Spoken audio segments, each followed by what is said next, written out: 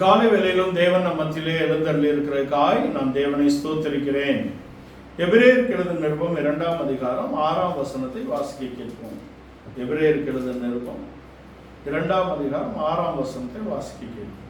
ஒரு இடத்திலே ஒருவன் சாட்சியாக, மனுஷனை நீ நினைக்கிறதுக்கும் மனுஷனுடைய குமாரனை நீ விசாரிக்கிறதற்கும் அவன் எம்மாத்திரம்.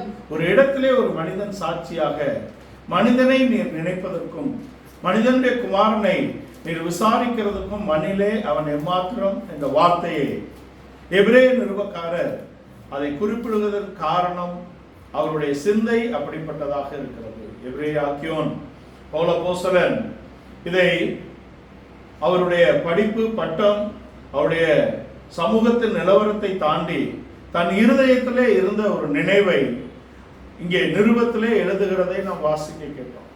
ஒரு இடத்திலே ஒரு மனிதன் சாட்சியாக, மனிதனை நீர் நினைக்கிறதுக்கும் மனுஷகுமாரனை நீர் விசாரிக்கிறதுக்கும் மனுஷனுடைய குமாரனை நீர் விசாரிக்கிறதுக்கும் மண்ணிலே அவன் எம்மாத்திரம் என்ற வார்த்தை ஒரு இடத்திலே ஒரு மனிதன் என்ற தாவீதை அவர் குறிப்பிட்டு சொல்லுவதை நாம் அறிந்திருக்கிறோம். 8ஆம் சங்கீதம் 3-4 வசனங்களிலே நீர் உண்டாக்கின இவைகளை எல்லாம் நான் பார்க்கும் பொழுது நீர் மனிதனை நினைப்பதற்கும் மனிதனுடைய குமாரனை விசாரிக்கிறதுக்கும் மண்ணிலே அவன் எம்மாத்திரம் என்று 8ஆம் சங்கீதத்திலே சங்கீதக்காரன் சொல்லுகிறதை நாம் அறிந்திருக்கிறோம். 8ஆம் சங்கீதம் 3-4 வசனங்களை வாசிக்க கேட்போம். உமது விரல்களின் கிரியையாகிய உம்முடைய வானங்களையும் நீ ஸ்தாபித்த சந்திரனையும் நட்சத்திரங்களையும் நான் பார்க்கும்போது மனுஷனை நீ நினைக்கிறதற்கும் மனுஷகுமாரனை நீ விசாரிக்கிறதற்கும் அவன் எம்மாத்திரம் என்கிறேன். மனிதனை நீ நினைக்கிறதுக்கும் மனுஷகுமாரனை நீ விசாரிக்கிறதுக்கும் மண்ணிலே அவன் எம்மாத்திரம் என்ற இடத்திலே இந்த வார்த்தைகள் சொல்லப்பட்டது.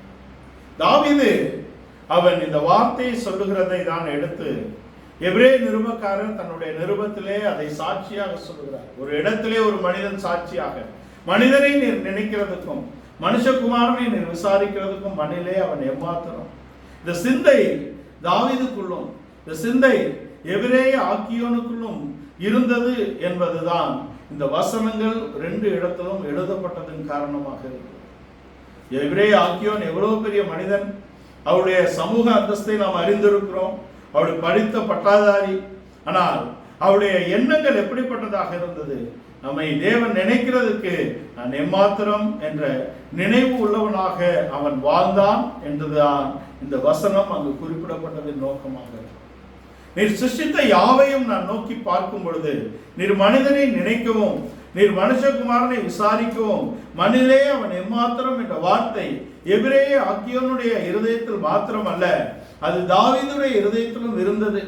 தாவீது தான் அதை முதலாவது எழுதுகிறார் என்ற இடத்திலே அவருடைய இருதயம் தேவனை குறித்து ஒரு நன்றியுள்ள இருதயமாக இருந்தது என்பதற்கு சாட்சியாக தான் இந்த வசனம் எழுதப்பட்டிருக்கிறது என்பதை நாம் தெரிந்து கொள்கிறோம். நான் எப்படிப்பட்ட நிலவரத்திலே இருந்தேன், தேவன் என்னை நினைத்திருக்கிறாரே என்ற ஒரு நன்றியுள்ள இருதயம் அவனுக்குள் இருந்ததுதான் அவன் இதை எழுதுவதற்கு காரணமாக இருந்தது. இந்த தாவீது எப்படிப்பட்ட நிலவரத்திலிருந்து எடுக்கப்பட்டான் என்பதை நினைத்தவனாக, அவன் நன்றியுள்ளவனாக தன்னுடைய ஜீவியத்திலே வாழ்ந்தான் என்பதையும், அது மாத்திரமல்ல அவன் எப்பொழுதும் தேவனை நோக்கி பார்த்து இருக்கக்கூடிய ஒரு அனுபவத்தை பெற்றவனாக, அவன் பூமிக்கு அடுத்தவைகளை அல்ல, அவன் கீழானவைகளை அல்ல, அவன் பூமியை பார்க்கக்கூடிய அனுபவத்திலே அல்ல, அவன் மேலாக தேவனை நோக்கி பார்க்கக்கூடிய அவன் அனுபவத்திலே அவன் வானத்தை அண்ணாந்து எப்பொழுதும் பார்க்கக்கூடிய ஒரு அனுபவத்தை, தேவனை தன்னுடைய சகாயமாக கொண்டிருக்கக்கூடிய ஒரு அனுபவத்தை பெற்றவனாக தாவீது காணப்பட்டான் என்பதை தான் இந்த வசனங்கள் மேற்கோளிட்டு காட்டுகிறது. அவன் எப்பொழுதும் தேவன் மேல் வாஞ்சையுள்ளவனாக, அவன் எப்பொழுதும் தேவனுக்கு பிரியமாக வாழக்கூடியவனாக, அவன் எப்பொழுதும் தேவனுடைய சித்தத்தை நிறைவேற்றக்கூடியவனாக தன்னை நிலைநிறுத்த வேண்டும் என்பதுதான் அவனுடைய இருதயத்தின் வாஞ்சையாக இருக்கிறது. இங்கே 42ஆம் சங்கீதத்தின் முதல் வசனத்திலே மானானது நீரோடைகளை வாஞ்சிக்கிறது போல என் ஆத்துமா எப்பொழுதும் தேவன் மேல் வாஞ்சையாக இருக்கிறது என்று எழுதுகிறான்.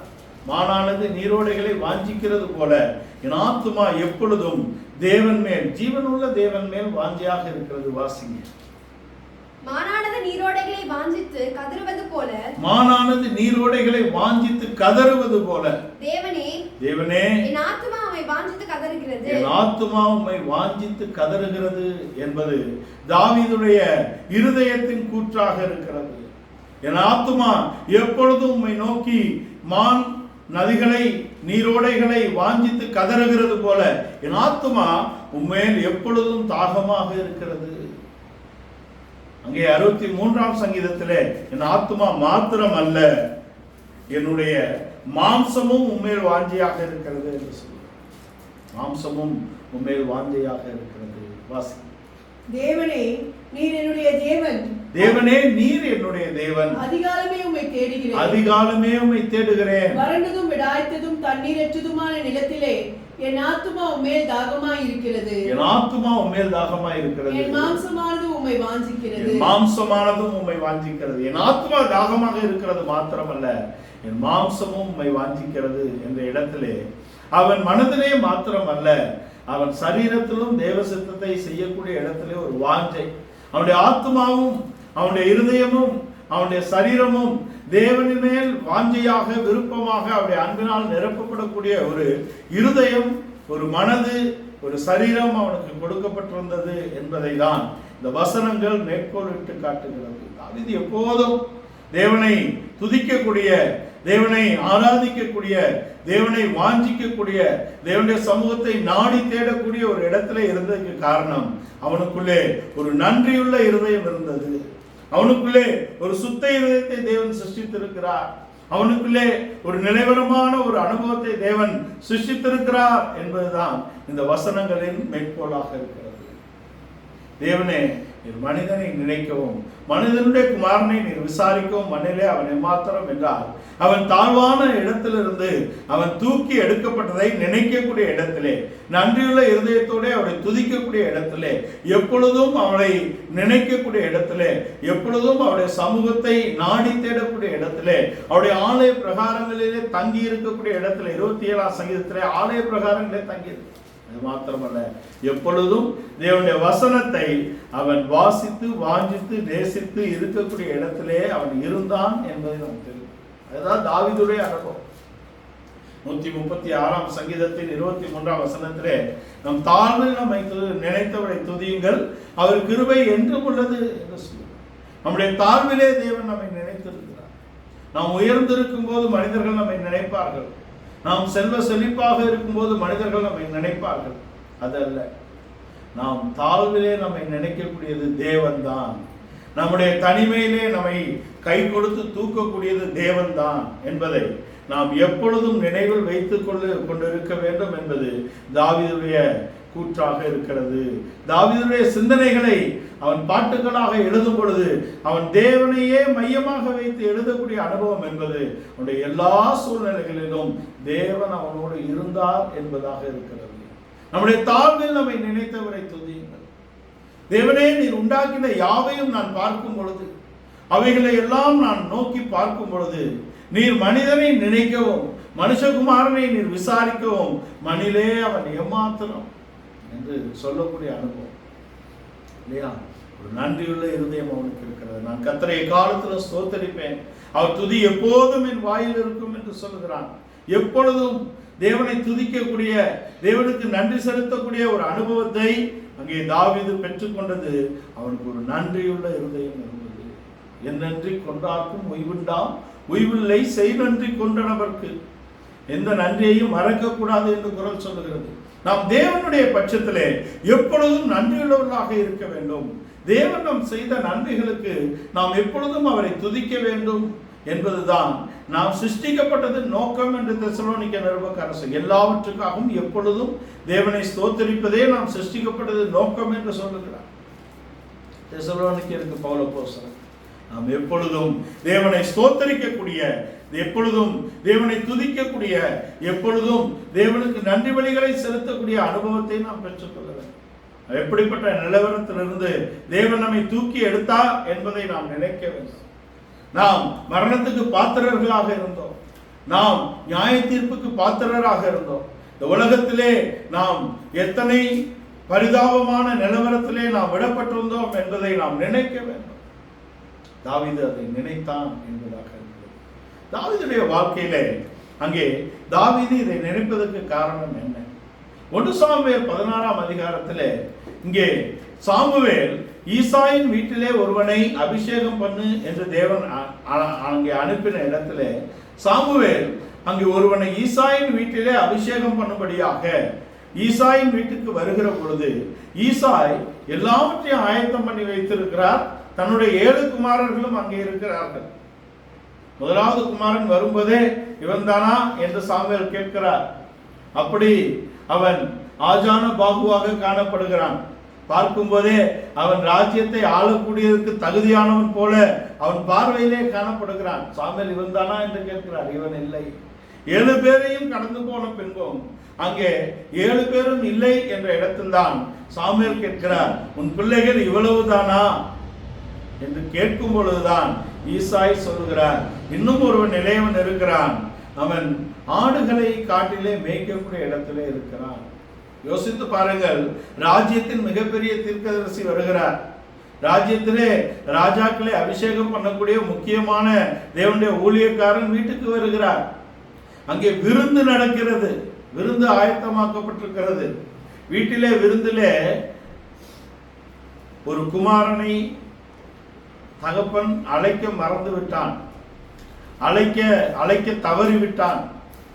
சகோதரர்களும் அவனை அழைக்கவில்லை என்ற இடத்தில் தான் தேவன் அவனை நினைத்திருக்கிறார். சாமுவேல் ஒரே வார்த்தை சொல்லிவிட்டார், நீங்கள் அவனை அழைத்து அனுப்புங்கள், அவனை அழைத்து அனுப்பினால்தான் இங்கே விருந்து நடக்கும் என்று சொல்லுகிறார். தேவன் நம்மை நினைத்திருக்கிறார். அதுதான் சொல்லுகிறான், நம் தாழ்வில் நம்மை நினைத்தவரை துதியுங்கள், அவர் கிருபை என்றும் உள்ளது.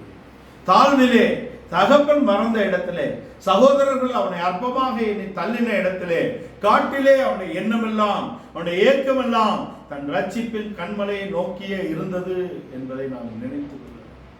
என் ரட்சிப்பின் கண்மலையை நான் மறப்பது எப்படி? எப்பொழுதும் நம்முடைய ரட்சித்த கண்மலையை நாம் நினைவில் வைத்திருக்க வேண்டும். தேவன் நம்மை நடத்தின வழிகளை நாம் நினைவில் வைத்திருக்க வேண்டும். தேவன் நம்மை கை தூக்கி எடுத்த இடத்தை நாம் நினைவில் வைத்திருக்க வேண்டும். அவர் நம்முடைய மேன்மையிலே அல்ல, நம்முடைய சிறுமையிலே தேவன் நம்மை நினைத்தார். நம்முடைய உச்ச கட்டத்தில் நாம் இருக்கும் பொழுது அல்ல, நாம் பரிதாபமான நிலவரத்திலே இருக்கும் பொழுது அவர் நம்மை கை தூக்கி இருக்கிறார். எல்லோரும் நம்மை சூழ்ந்திருக்கும் போது அல்ல, எல்லோரும் நம்மை அல்ல தள்ளின போது தேவன் நம்மை நினைத்திருக்கிறார். நம்முடைய நிலவரம் எப்படிப்பட்டது என்பதை நாம் நினைக்க வேண்டும். அதை நினைக்காத ஒரு மனிதன் எப்படிப்பட்டவனாக இருக்க முடியும்? உயர்ந்தவர்கள் தங்கள் கல்வியிலும் தங்கள் பணத்திலும் தங்களுடைய சமூகத்தின் நிலைமையிலும் தங்கள் சிந்தையை வைத்தவர்கள் ஒருபோதும் இதை நினைக்க முடியாது என்பதை நாம் தெரிந்து கொள்ளலாம். யார் நினைக்க முடியும்? ஆவியில் எளிமையுள்ளவன், சிறுமையானவன், மற்றவர்களால் புறக்கணிக்கப்பட்டவன் என்ற இடத்தில் தான் தாவீது அதை சொல்லுகிறான். என் தாழ்வில் என்னை நினைத்தவரை நான் துதிக்கக்கூடிய இடத்திலே இருக்கிறேன் என்பது தாவீதுடைய வார்த்தைகளாக இருக்கிறது. இந்த தாவீதை அவருடைய தகப்பன் ஈசாயை மறந்து விட்டார். இந்த வீட்டிலே விருந்து, ஆனால் தேவன் அவனை நினைத்திருக்கிறார். தேவனுடைய தீர்க்கதரிசி சொல்லுகிறார், அவன் வந்தால் ஒழிய இங்கே விருந்து நடக்காது, விருந்திலே நான் புசிக்க மாட்டேன் என்னும் பொழுது அங்கே தாவீதை கொண்டு வருகிறார்கள். 1 சாமுவேல் 16ஆம் அதிகாரத்தின் 11ஆம் வசனத்தை வாசி. உன் பிள்ளைகள் இவ்வளவுதானா என்று ஈசாய் கேட்டான். அதற்கு அவன், இன்னும் எல்லோருக்கும் இளையவன் ஒருவன் இருக்கிறான், அவன் ஆடுகளை மேய்த்துக் கொண்டு இருக்கிறான் என்றான். அப்பொழுது சாமுவேல் ஈசாயை நோக்கி, ஆள் அனுப்பி அவனை அழைப்பி, அவன் இங்கே வரும் மட்டும் நான் பந்தி இருக்க மாட்டேன் என்றான். அவன் இங்கே வரும் மட்டும் நான் பந்தி இருக்க மாட்டேன். தேவனுக்கு முன்பாக நாம் தாழ்மைப்பட்டால், தேவனுக்கு முன்பாக நாம் நன்றியுள்ள இருதயம் உள்ளவர்களாக நாம் காணப்பட்டால், தேவனுடைய காரியத்திலே நாம் கரிசனை உள்ளவர்களாக இருந்தால், எல்லாவற்றிலும் நாம் நம்மை ரட்சித்த கண்மலையை நமக்கு முன்பாக எப்பொழுதும் நிறுத்தக்கூடியவர்களாக நாம் காணப்பட்டால், தேவன் நமக்காக பெரிய காரியங்களை செய்யக்கூடிய தேவனாக இருக்கிறார். தேவன் நம்மை உயர்த்தக்கூடியவராக இருக்கிறார். அவருடைய பலத்த கரத்துக்குள் நாம் அடங்கி இருந்தால், நாம் சிறுமைப்பட்டிருந்த இடத்திலே நம்மை நினைத்தாரே, நம்முடைய தாழ்விலே நம்மை நினைத்தாரே, நம்முடைய நிலவரத்தை மாற்றும்படியாக தேவன் சித்தம் கொண்டாரே, நம்மை சிருஷ்டித்ததின் நோக்கத்தை நிறைவேற்றும்படியாக அவர் நமக்காக தீவிரிக்கக்கூடிய தேவனாக இருக்கிறாரே. நேரத்திலே தேவனை நாம் எப்பொழுதும் நன்றியுள்ள இருதயத்தோடு துதிக்க வேண்டும். அவர் நம்மை நடத்தி வந்த பாதைகளை நாம் நினைக்க வேண்டும் என்பதாக இருக்கிறார். அவர் நடத்தி வந்த பாதை, மனிதனை அவர் நினைக்கிறதுக்கும் மனுஷகுமாரனை அவர் விசாரிக்கிறதுக்கும் மண்ணிலே அவன் எம்மாத்திரம் தாவீது ஆடுகளை மேய்த்து கொண்டிருந்த இவனை தேவன் கொண்டு வந்து ராஜாவாக அபிஷேகம் பண்ணினான். அவனை அபிஷேகம் பண்ணின இடத்திலே அவன் எப்பொழுதும் தேவனை எனக்கு முன்பாக வைத்திருக்கிறேன், அவர் என் வலது பாரிசத்தில் இருக்கிறதுனாலே நான் ஒருபோதும் அசைக்கப்படுவதில்லை என்ற திட நம்பிக்கையுடையவனாக தாவீது காணப்பட்டான். எல்லா சூழ்நிலைகளிலும் தேவனை சார்ந்து கொள்ளக்கூடிய, தன் எல்லா சூழ்நிலைகளிலும் தேவனை துதிக்கக்கூடிய, அவன் தன் ஜீவனுக்கு தப்பி ஒளிந்திருக்கும் போது கூட அவன் தேவனை பாடக்கூடிய அனுபவத்தில் இருக்கான். அதுக்கேற்ற வாத்தியங்களை, அதுக்கேற்ற ராகங்களை வைத்து அவன் தன் ஜீவனுக்கு நஷ்டம் வராதபடிக்கு, சத்தம் வராதபடிக்கு தன் உதடுகளினாலே எப்பொழுதும் தேவனை துதிக்கக்கூடிய ஒரு அனுபவத்தை அவன் பெற்றிருந்தான் என்பதாக. இப்படிப்பட்ட ஒரு நன்றியுள்ள இருதயத்தை, ஒரு சுத்த இருதயத்தை, ஒரு நிலைவரமான ஒரு அனுபவத்தை, தேவனில் எப்பொழுதும் அன்பு கூறக்கூடிய அனுபவத்தை இந்த 18ஆம் சங்கீதத்திலே நீங்கள் வாசித்தால் அடைப்புக்குறியிலே தேவன் எல்லா சத்துருக்களுக்கும், சவுலாகி சத்துருக்கும் அவனை தப்புவித்த நாளிலே பாடின பாட்டு. மூல பாஷையிலே அடைப்புக்குறி கிடையாது, பிராக்கெட் கிடையாது. மூல பாஷையிலே அது முதல் வசனமாக எண்ணப்படுகிறது. முதல் வசனம் அதுதான். அப்போ அங்கே முதல் வசனம் தமிழ்ல என்ன சொல்லப்பட்டிருக்கு? என் பலனாகிய கர்த்தாவே. நாம் தேவனை அன்பு கூறக்கூடிய வாழ்க்கை, முழு பலத்தோடும், முழு இருதயத்தோடும், முழு மனதோடும் தேவனாகிய கர்த்தரில் அன்பு கூற வேண்டும் என்பதுதான் நமக்கு கொடுக்கப்பட்ட கட்டளை. கட்டளையை, பிரதானமான கட்டளையை நிறைவேற்றக்கூடிய இடத்திலே தாவீது இருக்கிறார். தாவீதுக்கு ஒரு நன்றியுள்ள இருதயம் இருக்கிறது.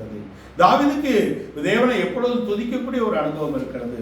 தன் முழு மனதோடும், தன் முழு பலத்தோடும், தன் முழு ஆத்துமாவோடும் தேவனில் அன்பு கூறக்கூடிய ஒரு மனிதனாக அவன் இருப்பதற்கு என்ன காரணம் என்றால், அவன் இரவும் பகலும் தேவனை ஆராதிக்கக்கூடிய இடத்தில் மாத்திரமல்ல, அவன் இரவும் பகலும் தேவனுடைய வார்த்தையிலே அவன் தேவனுடைய வார்த்தையை தியானிக்கக்கூடிய இடத்துல இருக்கிறான் என்பதை நாம் தெரிந்து கொள்ள வேண்டும். 1ஆம் சங்கீதம் 2ஆம் வசனத்தை நாம் வாசிக்க கேட்போம். கர்த்தருடைய வேதத்தில் பிரியமாயிருந்து இரவும் பகலும் அவருடைய வேதத்தில் தியானமாய் இருக்கிற மனுஷன் பாக்கியவான். கர்த்தருடைய வேதத்தில் தியானமாய் இருந்து இரவும் பகலும் அவருடைய வேதத்தில் தியானமாய் இருக்கிற மனுஷன் பாக்கியவான். அவன் நீர்க்கால்களின் ஓரமாய் நடப்பட்டு தன் காலத்தில் தன் கனியை தந்து இலையுதிராது இருக்கிற மரத்தை போல் இருப்பான். அவன் செய்வதெல்லாம் வாய்க்கும். அவன் செய்வதெல்லாம் வாய்க்கும் என்று சொல்லப்பட்டது. அவன் நீர்க்கால்களின் ஓரமாய் நடப்பட்டு தன் காலத்தில் தன் கனியை தந்து இலையுதிராது இருக்கிற மரத்தை போல் இருப்பான் என்று சொல்லப்பட்டிருக்கிறார். யார்? அவன் இரவும் பகலும் தேவனுடைய வேதத்தில் தியானமாக இருக்கக்கூடிய ஒரு மனிதன் தான் ஒரு நன்றியுள்ள இருதயத்தோடு இருக்க வேண்டும். இரவும் பகலும் அவன் தேவனுடைய வேதத்தில் தியானமாக இருக்க வேண்டும். அவனை தான் ராஜாவாக தேவன் கொண்டு வருவார். ராஜாவாகிறதுக்கு ஒரு கமெண்ட்மெண்ட் கொடுக்கிறார். ராஜாவுக்கு ஒரு சட்டம் கொடுக்கப்படுகிறது. உபாகமத்தின் புஸ்தகம் 16ஆம் அதிகாரத்தில் 18ஆம் வசனம் துவக்கி அந்த ராஜாவுக்கான காரியங்கள் கொடுக்கப்படுகிறது. நான் அதை உங்களுக்காக வாசிக்கிறேன்.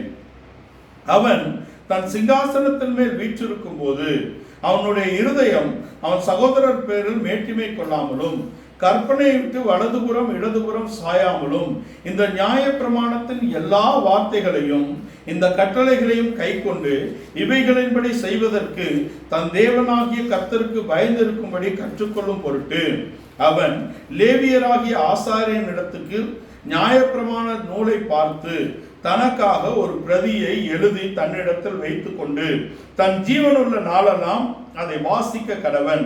இப்படி செய்வதனால் தானும் தன் குமாரரும் இஸ்ரவேலின் நடுவே தங்கள் ராஜ்யத்திலே நீடித்து வாழ்வார்கள். இது ராஜாவுக்கு கொடுக்கப்பட்ட சட்டமாக இருக்கிறது. ராஜாவை அவர் கொடுக்கும்போது 14ஆம் வசனம் துவக்கி சொல்லுகிறார். உபாகமம் 17ஆம் அதிகாரத்தின் 14ஆம் வசனம் துவக்கி இந்த காரியங்கள் சொல்லப்படுகிறது. உபாகமத்தின் புஸ்தகம் 17ஆம் அதிகாரம் 14ஆம் வசனம் துவக்கி 20ஆம் வசனம் வரைக்கும் ராஜாவுடைய காரியங்கள். நீ ராஜாவை கேட்கும் பொழுது, நான் உன் சகோதரருக்குள்ளே ஒருவனை ராஜாவாக எழுப்பும் பொழுது அவன் குதிரைகளை சேர்க்கும்படியாக எகிப்துக்கு திரும்பி போக வேண்டாம், அவனுடைய இருதயம் வழி போகும்படியாக அநேக ஸ்திரீகளை அவன் மணக்க கூடாது, அவன் நியாயப்பிரமாணத்தின் சட்டதிட்டங்களை அறிந்து கொண்டவனாக சகோதரரை நீதி விசாரிக்க வேண்டும், அவன் தேவனுடைய பார்வையிலும் சகோதரருடைய பார்வையிலும் நீதியாக நடக்க வேண்டும். அதற்கு அவன் என்ன செய்ய வேண்டும்? 14, 15 வசனங்களை எல்லாம் சொல்லிவிட்டு 18 இருந்து அவர் சொல்லும் பொழுது அவன் ஆசாரியர் லேவியரிடத்தில் போய் ஆசாரியர்களிடத்திலே நியாயப்பிரமாண புஸ்தகத்தை வாங்கி தனக்கென்று அவன் ஒரு பிரதியை அவன் எழுதி கொள்ள வேண்டும். அவன் தான் எழுதி எடுக்க வேண்டும். எடுத்து அதை தியானித்து அவன் நடந்தால் அவனுடைய நாட்கள் மாத்திரமல்ல, அவன் குமாரரும் அவனுடைய சந்ததியும் கூட அங்கே நிலைத்திருக்கும்படியாக செய்வேன் என்று சொல்கிறார். தாவீதின் சிங்காசனம் நிலைத்ததற்கு இது ஒரு காரணமாக இருக்கிறது. சவுல் இதை செய்ததாக எங்கும் குறிப்பு இல்லை.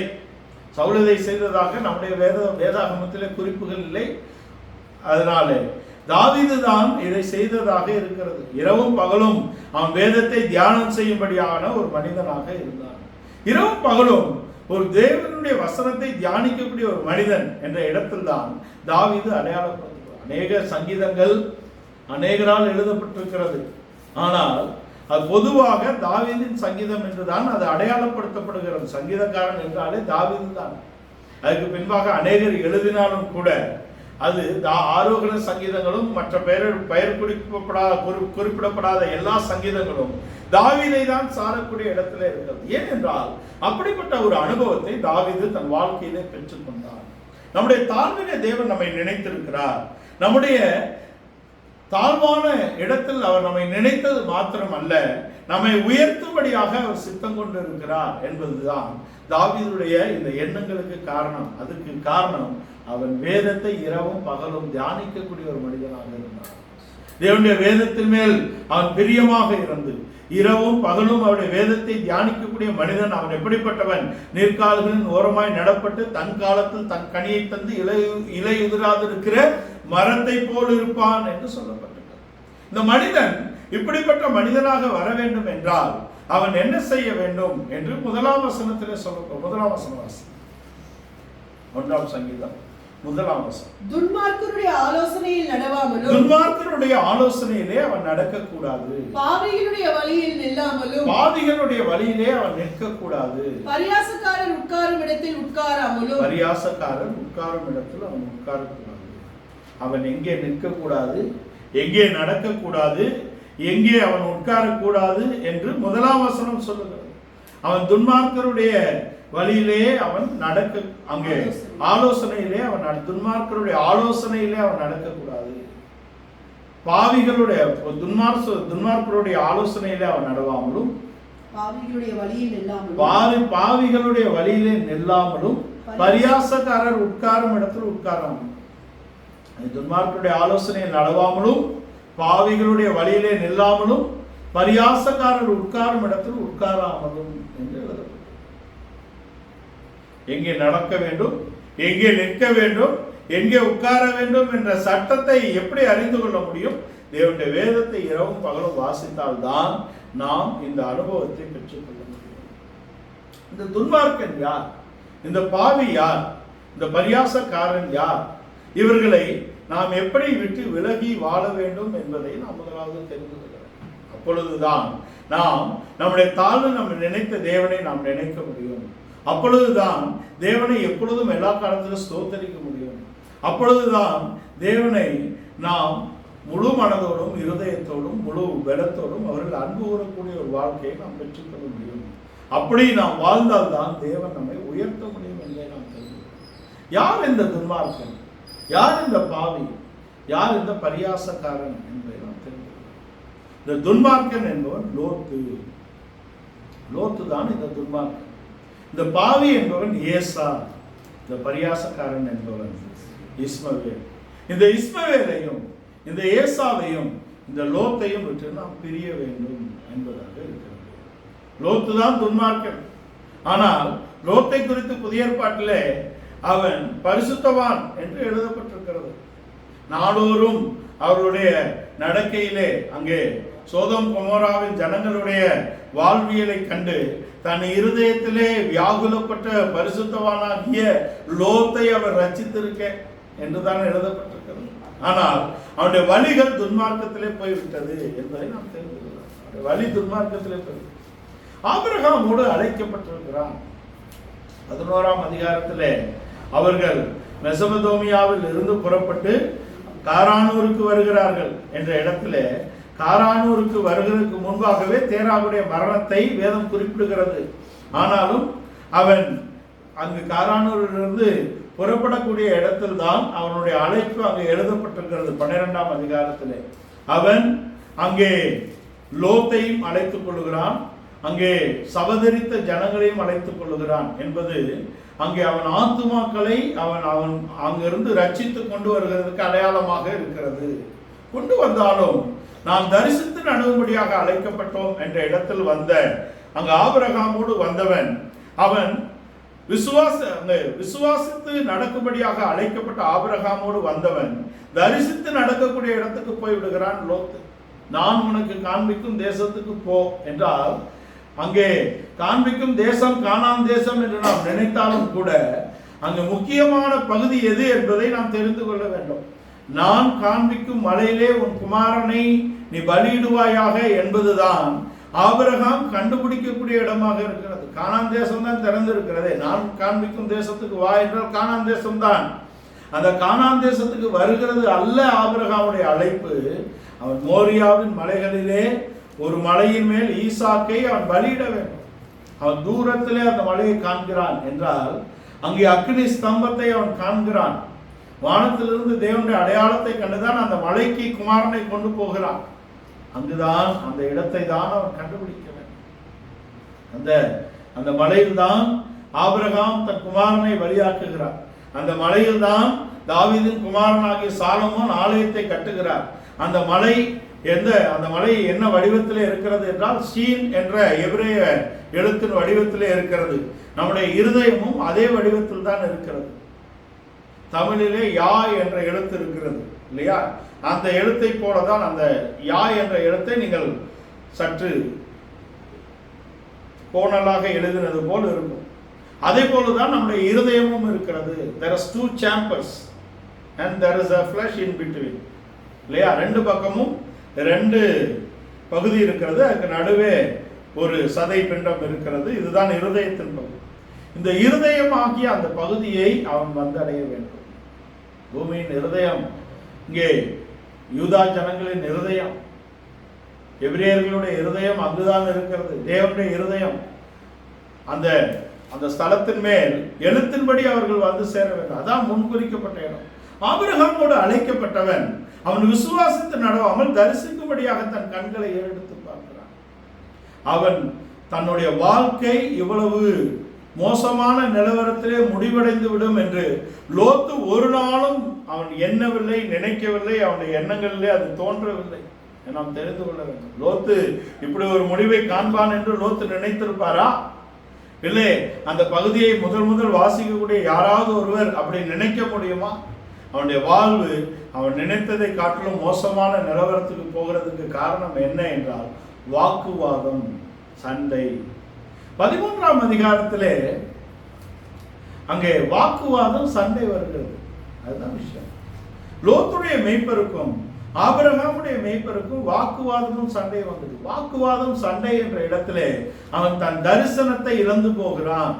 வாக்குவாதம் சண்டை என்ற இடத்தில் தான் அவன் தன் தரிசனத்தை இழந்து போகிறான் என்பதை நாம் தெரிந்து கொள்ள வேண்டும். ரோமருக்கு எழுதின 12ஆம் அதிகாரத்தின் 2ஆம் வசனத்திலே நீங்கள் உலகத்துக்கு ஒத்தது வேஷம் தெரியாமல் தேவனுடைய நன்மையும் பிரியமும் பரிபூர்ணமான சித்தம் என்னதென்று அறியத்தக்கதாக உங்கள் மனம் புதிதாகிறதுனாலே மறுரூபமாகுங்கள் என்று சொல்லப்பட்டிருக்கிறது.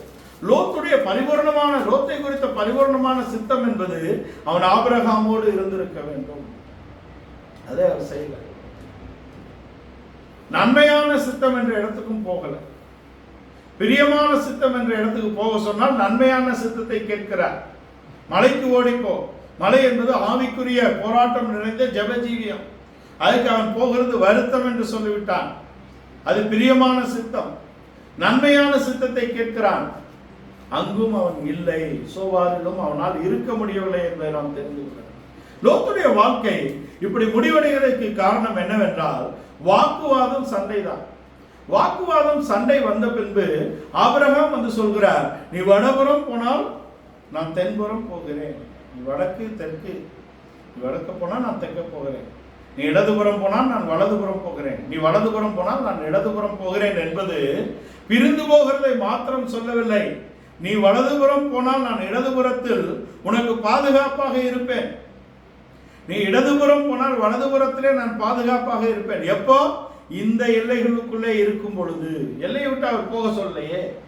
ஆனால் தேவனுடைய பிரமாணத்தை மறந்து அழைக்கப்பட்டவனோடு இருக்கக்கூடிய எண்ணத்தை இழந்தவன், நாம் யாரோடு எங்கு இருக்க வேண்டும் என்று தேவன் நம்மை அழைத்து எங்கே தேவன் நம்மை கொண்டு வந்திருக்கிறாரோ அந்த எல்லைகளை நாம் விட்டு போவது என்பது நாம் நம்முடைய தரிசனத்தை இழப்பதாக இருக்கிறது. நீங்கள் பிரமாணத்தை இழந்தால் நீங்கள் தரிசனத்தை இழந்து விடுவீர்கள். சட்டத்திட்ட பிரமாணங்கள் யாரோடு இருக்கிறது? ஆபிரகாமோடு தான் இருக்கிறது. அவன் என் சொல்லுக்கும் என் விதிக்கும் என் கட்டளைக்கும் என் கற்பனைக்கும் என் நியமங்களுக்கும் பயந்து நடக்கக்கூடிய ஒரு ஆபிரகாமோடு வந்திருக்கிறான். ஆதியாகமம் 26:4.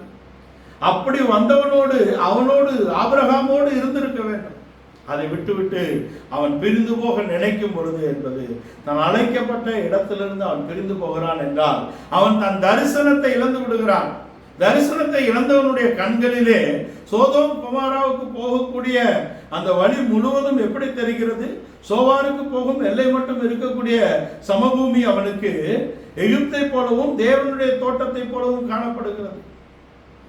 அது எப்படி எகிப்தை போலவும் காணப்படுகிறது, தேவனுடைய தோட்டத்தை போலவும் காணப்படுகிறது என்றால் அவன் தன் தரிசனத்தை இழந்து விட்டான் என்பதை நான் தெரிந்து கொள்கிறேன். இந்த தோட்டத்தை உனக்கு காண்பித்து கொடுத்ததும் ஆபிரகாம் தான். தோட்டத்தை ஆபிரகாமுடைய அந்த சொல்லின் வெளிச்சம் இல்லாமல் நீ அறிந்து கொள்ள முடியாது. எகிப்தை உனக்கு காண்பித்து கொடுத்ததும் ஆபிரகாம் தான். நீ ஆபிரகாமை விட்டு பிரிந்து போகும்படியாக அவன் இருக்கிறான். வாக்குவாதம், சண்டை நம்முடைய வாழ்க்கையில இருந்தால் நாம் நம்முடைய தரிசனத்தையும் பிரமாணங்களையும் நாம் இழந்து விடுவோம். பிரமாணத்தை மறந்துடுவோம். அப்பதான் வாக்குவாத சண்டை வரும். அதுக்கு பின்பாக அவன் தரிசனத்தை இழந்து விடுகிறான். இதுதான் அவனை சோதோம் கொமோராவுக்கு கொண்டு போனது. சோதோம் கொமோராவுக்குள்ளே அவன் போய்விட்டான். முதலாவது வெளியே கூடாரம் போடுகிறான், பின்பு உள்ளே போகிறான், பின்பு அவனுடைய குடும்பத்துக்குள்ளே சோதோம் கொமோரா வந்து விட்டது. அவனுடைய மனைவி திரும்பி பார்த்து அவள் உப்புத்தூண் ஆகிவிட்டார். புதிய ஏற்பாட்டிலே லோத்தின் மனைவியை குறித்து எச்சரிப்பு சொல்லப்பட்டிருக்கிறது. லோத்தின் மனைவியை நினைத்துக் கொள்ளுங்கள், எச்சரிப்பாக சொல்லப்பட்டிருக்கிறது. ஆக இந்த துன்மார்க்கமாக அவனுடைய வாழ்க்கை போய்விட்டது. அவனுடைய சந்ததிகள் 2 பேரும் உள்ளே வரக்கூடாது. அம்மோனும் மோவாபும் உள்ளே பிரவேசிக்கல் ஆகாது. சந்ததிக்கு அவன் சபைக்குள்ளே வர முடியாது என்ற இடத்துக்கு போய்விட்டான். துன்மார்க்கம் சன்மார்க்கத்துக்கு விரோதமானதுதான் துன்மார்க்கமாக கருதப்படுகிறது என்பதை நாம் தெரிந்து கொள்கிறோம். சன்மார்க்கம் என்பது தேவனுடைய வழிகளிலே நாம் நடக்கக்கூடிய, அதுக்கு புறம்பானது என்பது துன்மார்க்கம் என்பதை நாம் தெரிந்து கொள்கிறோம். துன்மார்க்கமாக அவனுடைய வாழ்வு முடிவுகிறது. இந்த துன்மார்க்கனுடைய ஆலோசனையிலே நாம் நடக்கக்கூடாது என்பதை நாம் தெரிந்து பாவி ஏசா. இந்த துன்மார்க்கத்துக்கு இன்னொரு காரணம் என்ன என்றால், அவனுக்கு பொன்பொருள் ஒரு சம்பத்து வந்தவுடனே அவன் ஆபிரகாமை ஒரு பொருட்டாக எண்ணவில்லை. அதுதான் விஷயம். அடுத்தது பாவி ஏசா. ஏசா சேஷ்டபுத்திர பாகத்தை அற்பமாக எண்ணுகிறான். தேவன் தந்த ஆசீர்வாதத்தை அவன் அற்பமாக எண்ணுகிறான். சட்டத்திட்டத்தின்படி பிரமாணத்தின்படி அவனுக்கு கொடுக்கப்பட்ட அவனுடைய சுதந்திரத்தை அவன் அற்பமாக எண்ணக்கூடிய இடத்திலே இருக்கிறான் என்பதை நாம் தெரிந்து கொள்ள வேண்டும். தேவனுடைய அபிஷேகத்தை நாம் காத்துக்கொள்ள வேண்டும். தேவன் நமக்கு கொடுத்த ஸ்தானத்தை நாம் காத்துக்கொள்ள வேண்டும். தேவனால் நமக்கு கொடுக்கப்பட்ட பிரமாணங்களையும் அந்த பிரமாணத்தின் வழியாக நமக்கு கொடுக்கப்பட்ட அபிஷேகத்தையும் நாம் காத்து கொண்டால்தான் நாம் வாழ முடியும். அதை அவன் அற்பமாக எண்ணி அதை இழந்து போனான் ஏசா என்பதை நாம் தெரிந்து கொள்கிறோம். அவனுக்கு கொடுக்கப்பட்ட சேஷ்டபுத்திர பாகத்தை அவன் அற்பமாக என்ன காரணம் என்ன? அப்பா நம்ம கிட்ட இருக்காரே, அப்பா இருக்காரே, இது போனா போயிட்டு போகுது, அவர் நம்ம தான் ஆசீர்வதிப்பாரு அப்படிங்கிறது இவருடைய நம்பிக்கை. ஆவியின் அபிஷேகத்தை பெற்ற நாம், அதான் சேஷ்டபுத்திர பாகம், அதுதான் ஆவியின் முதற் பலன். ஆவியின் முதற் பலனை பெற்ற நாமும் கூட நாம் இந்த சரீரத்திலே பாரம் சுமந்து தவிக்கிறோம் என்று எழுதப்பட்டது. ஆவியின் முதற் பலனை பெற்ற நாம் ஆவியிலே நிரம்பி ஆவியிலே நாம் களி கூறக்கூடிய ஒரு வாழ்க்கையை நாம் பெற்றுக்கொள்ள வேண்டும். ஆவியின் அபிஷேகத்தை அற்பமாக எண்ணக்கூடாது. ஆவியின் அபிஷேகத்தை நம்முடைய பர்சனல், நம்முடைய தனிப்பட்ட ஆவிக்குரிய வாழ்வின் முன்னேற்றத்துக்காக நாம் அதை பிரயோஜனப்படுத்த வேண்டும். மற்றவர்களுடைய ஆவிக்குரிய வாழ்க்கையின் முன்னேற்றத்துக்காக நாம் அதை பிரயோஜனப்படுத்த வேண்டும். அந்நிய பாஷை பேசுகிறவன் தேவனுடைய ரகசியங்களை பேசுகிறான் என்பது அவனுடைய ஆவிக்குரிய வாழ்க்கையின் மேலான அனுபவத்தை அடைவதற்காக. அது வரமாக மாறப்படும் போது அது பிறருடைய ஆவிக்குரிய வாழ்க்கைக்கு அது பிரயோஜனமாக இருக்கிறது என்பதை நாம் தெரிந்து கொள்ள வேண்டும். ஏசா தன்னுடைய வாழ்க்கையிலே அதை அற்பமாக எண்ணினான். இது போனா போது அப்பா நம்ம தானே ஆசீர்வதிப்பாரு அப்படிங்கிறது தான். 3 முறை சந்தேகமான கேள்வி வந்தாலும் கூட யாக்கோபு அந்த ஆசீர்வாதத்தை கட்டி கொண்டார். 3 சந்தேகமான கேள்விகளை ஈசாக்கு கேட்டாலும் கூட, ஈசாக்கு கண் பார்வை அற்ற நிலவரத்தில் இருந்தாலும் ஏன் இந்த 3 கேள்வியை கேட்க வேண்டும்? உள்ளே நுழைந்தது யாக்கோபு தான் என்று அவருக்கு ஒரு ஐயம் இருக்கிறது.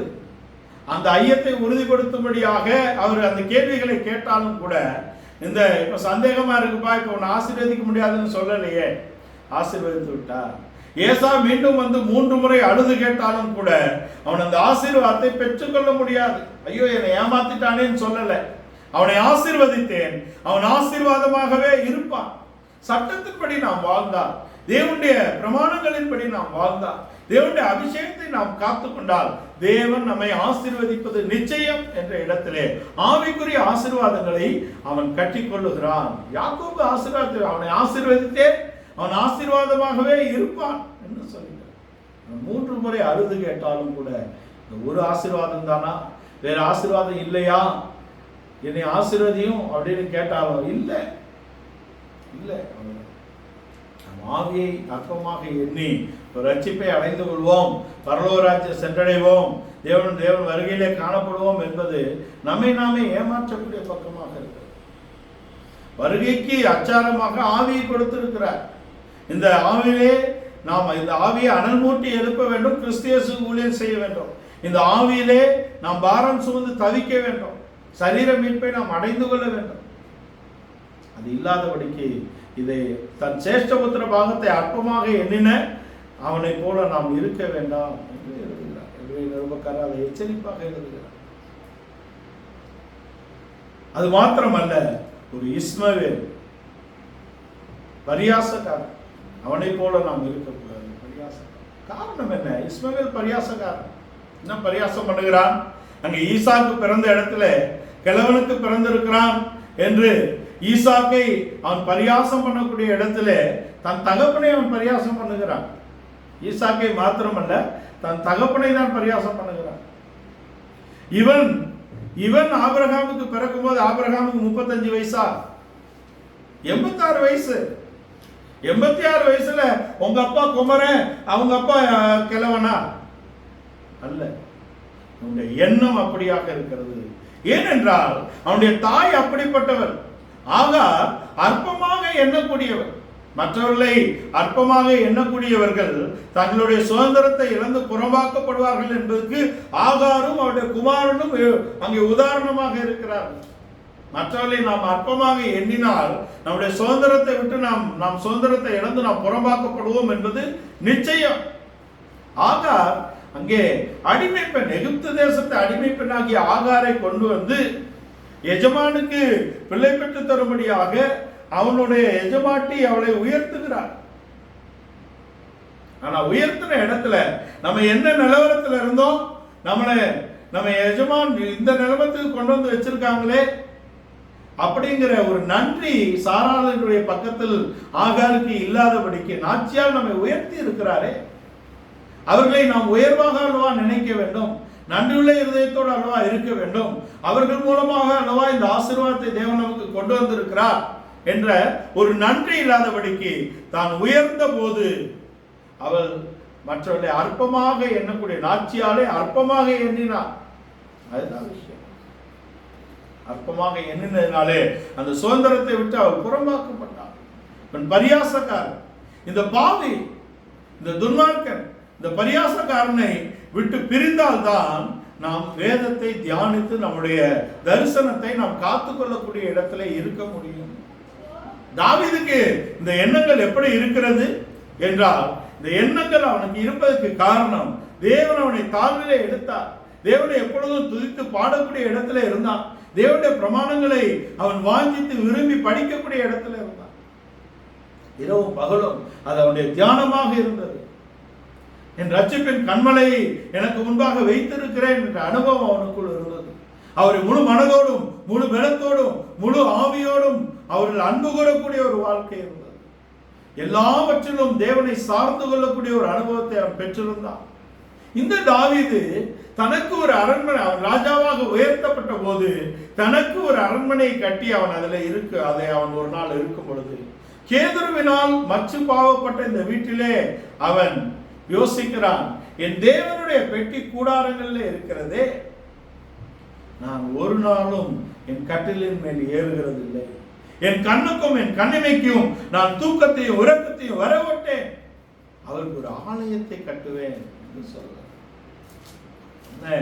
2 சாமுவேல் 7ஆம் அதிகாரத்துல தீர்க்கதரிசி கட்டுங்க ஐயா, ரொம்ப சந்தோஷம், நீங்க கட்டிடுங்க, ஆலயம் கட்டிடுங்கன்னு சொல்லிட்டு போயிட்டார்.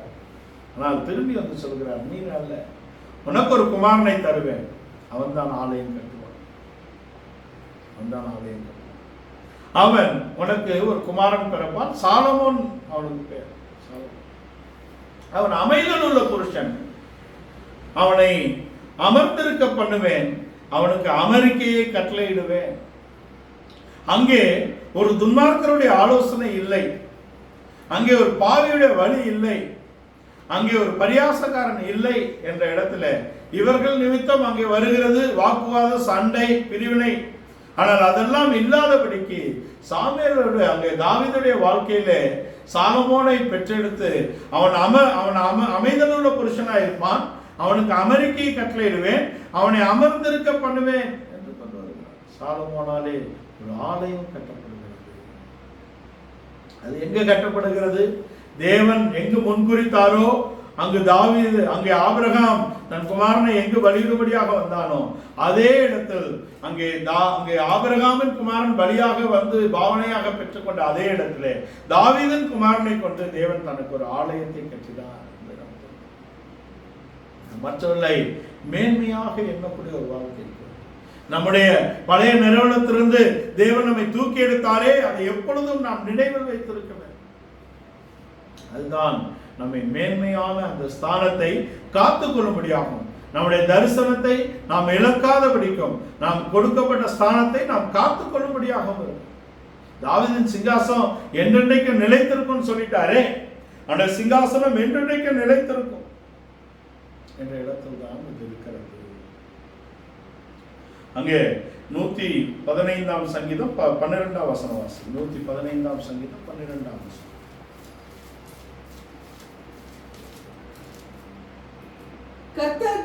கர்த்தர் நம்மை நினைத்திருக்கிறார், அவர் ஆசீர்வதிப்பார், இஸ்ரவேல் குடும்பத்தாரை ஆசீர்வதிப்பார். கர்த்தர் நம்மை நினைத்திருக்கிறார், அவர் நம்மை ஆசீர்வதிப்பார். தாவீதுடைய வார்த்தை, கர்த்தர் நம்மை நினைத்திருக்கிறார், அவர் நம்மை ஆசீர்வதிப்பார் என்று எப்பொழுதும் கர்த்தரை நோக்கி பார்க்கக்கூடிய ஒரு வாழ்க்கை உண்டு. நம்முடைய வாழ்க்கையிலே நாம் இந்த தரிசனத்தை, நமக்கு கொடுக்கப்பட்ட தரிசனத்தை நாம் காத்துக்கொள்ள வேண்டும். நமக்கு கொடுக்கப்பட்ட அபிஷேகத்தை நாம் காத்துக்கொள்ள வேண்டும். நாம் ஒரு துன்மார்க்கருடைய வழியிலே நடக்கக்கூடாது, ஒரு பாவிகளுடைய வழியிலே நாம் துன்மார்க்கருடைய ஆலோசனையிலே நடக்கக்கூடாது, பாவிகளுடைய வழியிலே நாம் நிற்கக்கூடாது, பரியாசக்காரர் உட்காரும் இடத்திலே நாம் உட்காரக்கூடாது என்பதற்காக தான் நமக்கு வசனமும் அபிஷேகமும் கொடுக்கப்படும். இயேசு கிறிஸ்துடைய ஊழியத்தின் பகுதியிலே அபிஷேகம் பெறுகிறதுக்கு முன்பாக பேதுருடைய வாழ்க்கையிலே அவன் அங்கே நடக்கிறான், உட்காருகிறான் இல்லையா? அங்கே நடந்தான், நின்றான், உட்கார்ந்தான். அவரை காட்டிக் கொடுக்க, அவரை மறுதளிக்கக்கூடிய 3 பகுதியிலும் பார்த்தால் அவன் அங்கே நடந்து வருகிறான், அங்கே அவனை கேட்கிறார்கள். அதுக்கு பின்பாக அவன் அங்கே நிற்கிறான், அங்கேயும் கேட்கிறார்கள். அங்கே தீ மூட்டி உட்கார்ந்து இருக்கக்கூடிய இடத்திலும் அவனை கேட்கிறார்கள். ஆனால் இந்த 3 இடத்திலும் இயேசு கிறிஸ்துவை மறுதளித்த அதே பேதுரு அப்போஸ்தலன் அங்கே அபிஷேகத்தை பெற்றுக்கொண்ட பொழுது இஸ்ரவேலின் அங்கே இஸ்ரவேல் ஜனங்கள் முழுவதும் 15 தேசங்களில் இருந்து வந்திருக்கிறார்கள். அந்த அபிஷேகத்தை பெற்ற அந்த நாளிலே 15 தேசங்களில் இருந்து வந்த யூதர்கள் தங்கள் பாஷையிலே தேவனுடைய மகிமையை இவர்கள் பேசுகிறதை கேட்கும் பொழுது இவர்கள் வெறித்திருக்கிறார்கள் என்று சொல்லும் பொழுது அவன் எழுந்து தைரியமாக பேசுகிறான். இயேசு கிறிஸ்து, நீங்கள் கொண்ட இயேசுவை அவர் கிறிஸ்துவும் கர்த்தரும் ஆக்கினார் என்று இஸ்ரவேல் வீட்டார் அனைவரும் அறிய வேண்டும் என்று பேசுகிறார். அந்த நாமத்தினாலே அற்புதங்கள் அடையாளங்கள் நடக்கிறது என்று பேசுகிறார். அந்த நாமத்தை நீங்கள் பேசக்கூடாது என்று அவர் ஆலயத்திலே எச்சரிக்கப்பட்ட போது, நான் மனிதனுக்கா தேவனுக்கா யாருக்கு கீழ்ப்படியணும் சொல்லுங்க அப்படின்னு கேட்கிறார்.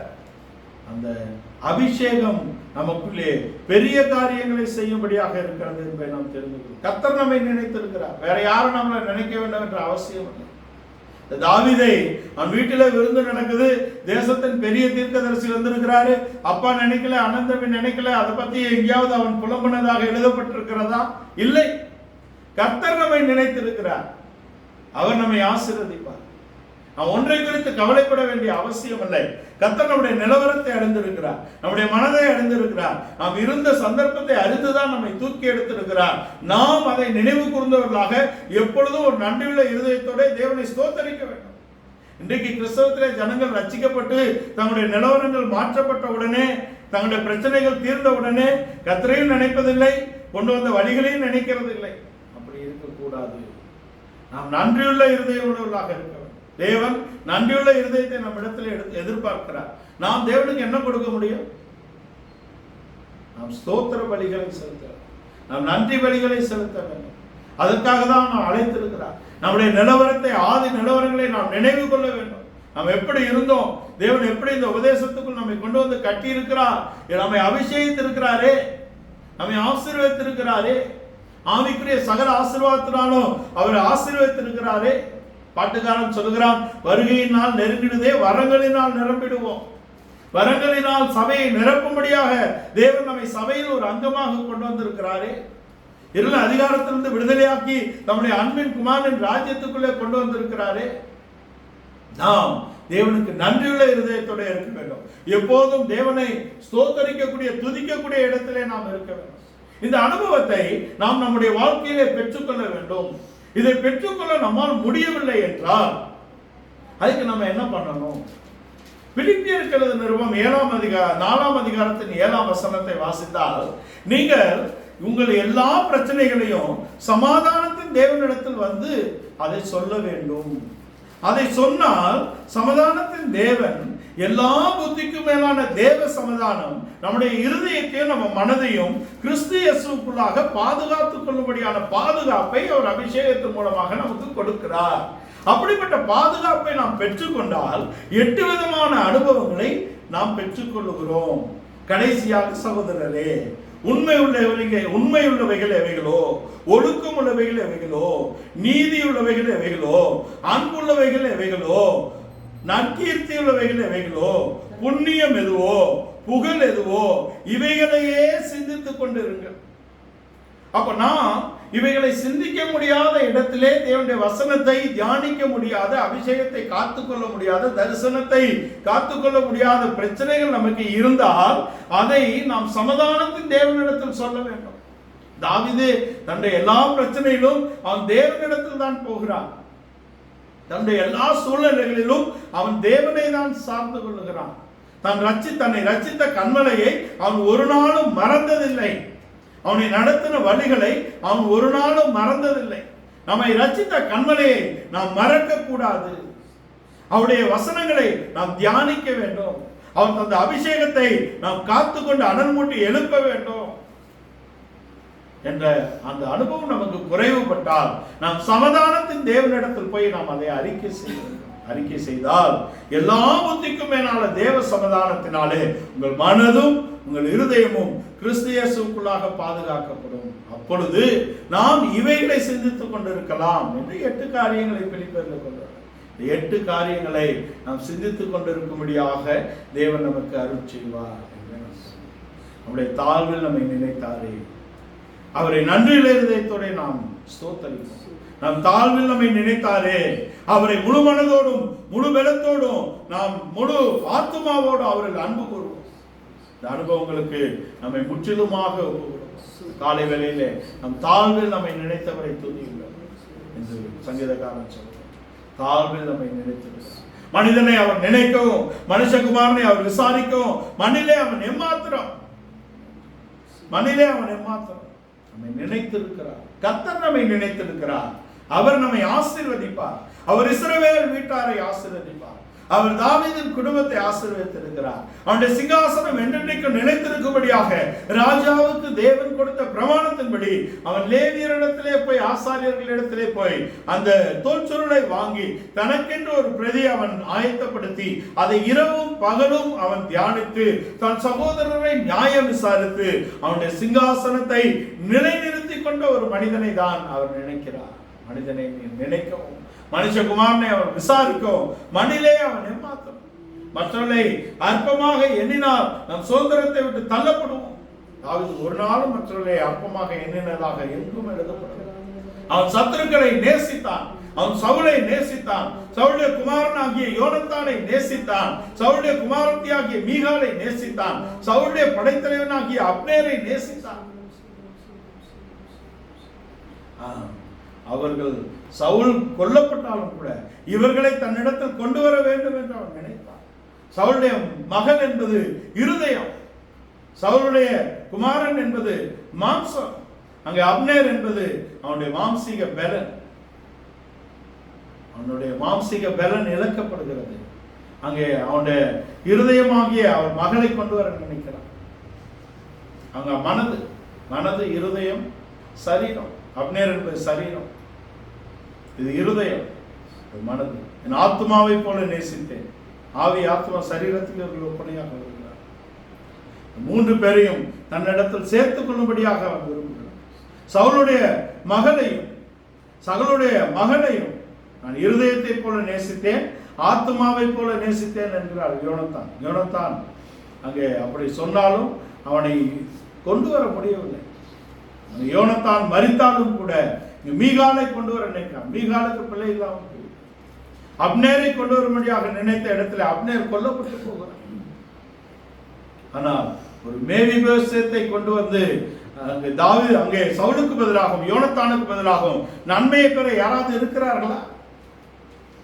கேட்க வேண்டிய அவசியம் இல்லையே. அவன் தேவன் தன் நினைத்ததை, தேவ அன்பினால் நிரப்பப்பட்ட ஒரு மனிதன். சவுலுக்காக, யோனத்தானுக்காக புலம்பல் பாடுகிறான், அப்னேருக்காக புலம்பல் பாடுகிறான்.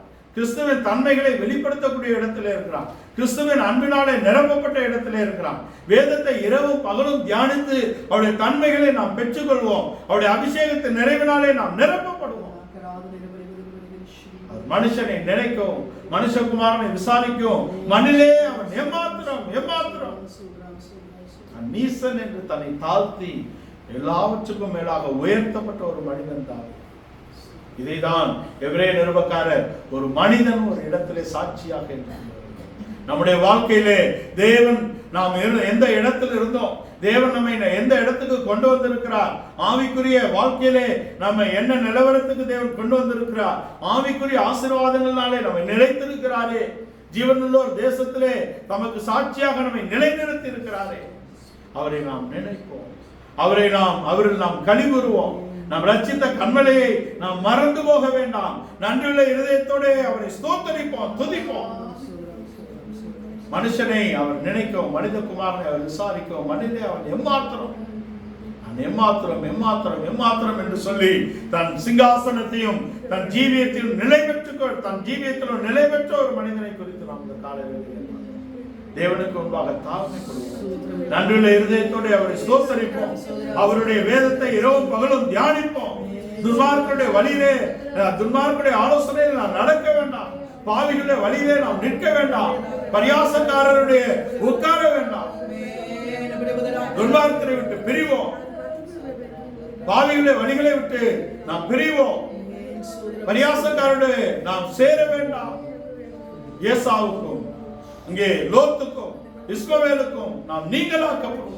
ஆவிக்குரிய பிரமாணங்களை நாம் தியானித்து அபிஷேகத்தை காத்துக்கொள்வோம். இந்த காலை வேளையிலே சொல்லப்பட்ட இந்த வசனங்களுக்கு நாம் முழுவதுமாக ஒப்புக் கொடுப்போம். நம் தாழ்வில் நம்மை நினைத்தவரை துதியுங்கள், அவர் கிருபை என்றும் உள்ளது. நாளே இந்த வசனங்களுக்கு முற்றிலுமாக ஒப்புக் கொடுத்து நாம் தேவ சமூகத்திலே நம்மை தாழ்த்துவோம். சோதுர